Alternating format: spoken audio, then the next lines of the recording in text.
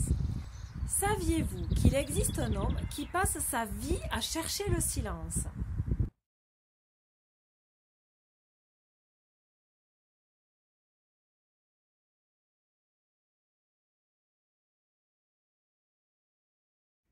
Il s'agit de Gordon Hempton, un Américain qui, depuis 35 ans, micro en main, cherche le silence, c'est-à-dire cherche les lieux où il n'y a aucun bruit humain, et ce pendant 15 minutes successives.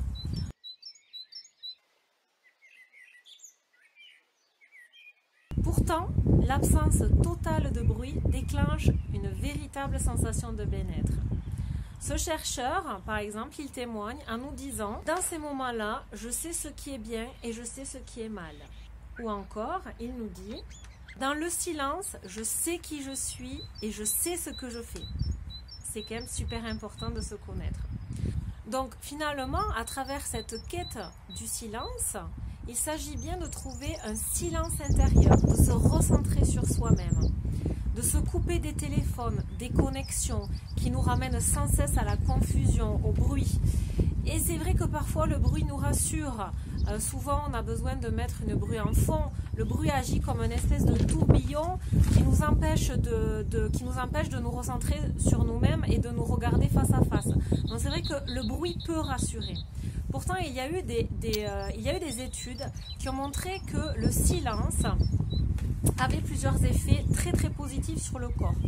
Notamment, il y a eu une étude qui a démontré que 2 heures de silence par jour favorisaient la régénérescence des cellules de l'hippocampe. Donc ces cellules sont responsables de la mémoire et de la gestion des émotions notamment. Puis, il y a eu une autre étude qui a démontré que 2 minutes par jour de silence permettait au corps de libérer la tension due au stress. Et ça, c'est pas négligeable. Par contre, les chercheurs insistent bien. Il s'agit bien de silence et non pas de musique relaxante. Alors moi, je n'ai qu'une seule chose à vous dire. Fermez les yeux. Oui, oui, fermez-les. Et laissez-vous envahir par le mouvement de la vie. Je vous laisse profiter, je vous dis à très vite. Au revoir!